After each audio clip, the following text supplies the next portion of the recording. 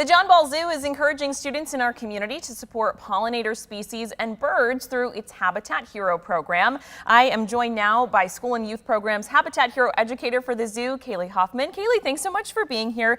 This program has been around for a couple of years and it's really taken off. Some 500 students in our area are involved in this.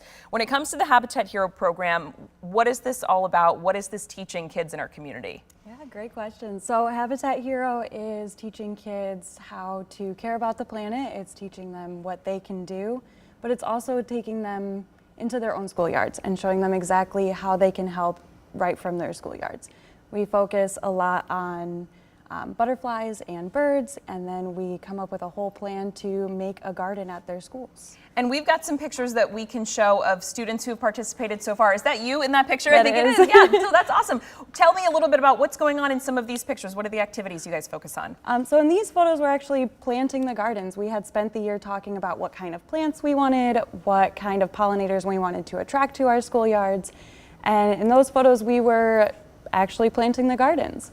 There's other photos in there that we were on a binocular walk. So we took the students out into their schoolyards and taught them how to use binoculars, and we were looking for birds. And all of this sounds so fun, so informational. What is the purpose behind, these topics in particular, pollinator species, birds, gardening? What is the focus in choosing those and honing in on those for kids? Why is that so important? So the big mission at the zoo is focusing on saving wild places. And a lot of our students can't go to other countries to save those wild places. Sure, yeah. We want to give them the opportunities to save wild places in their schoolyards, in their own backyards. Yeah. So the big focus is what pollinators do we have around us, what native plants can we put in our schoolyards. So we're showing them how to do that and starting right here at home. Yeah, and there's so much cool stuff just here in Grand Rapids, just here in Michigan to investigate and check out.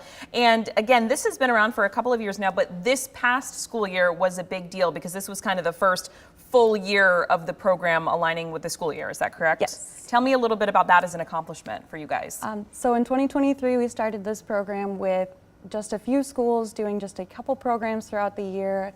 This past year, we did a year-long program, so 9 lessons, 1 each month, and we focused on like the seasonal progression throughout the year. We started in the fall with butterflies and talked about monarch migration. As the butterflies started to hibernate or migrate, we moved into songbirds and how to keep songbirds safe. Yeah.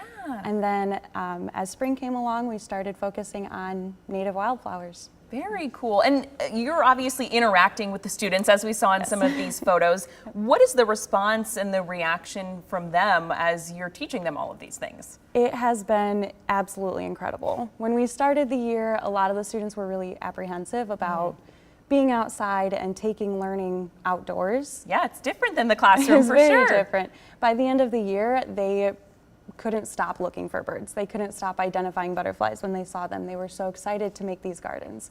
So overall, a very amazing response from them. And at this point, you guys are roughly 500 students have participated in this program. You're in quite a few schools. How many at this point, school-wise? 9 different schools. 9 different schools in our area, which is really cool. We've got some info up on how more schools, more educators can get involved. Obviously, this can't be for everyone at this point just because you guys can't get to every single student in school out there. But this is some information on how more educators can get involved if they're interested.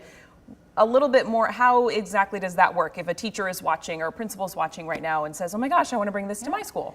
So right now we are grant funded through Amway and WAGI, which is incredible. Our 9-month program is for our grant funded schools, but if schools were interested in bringing that to their classrooms, they could pick different lessons they want to do. They could choose to do the whole program by reaching out to education@jbzoo.org.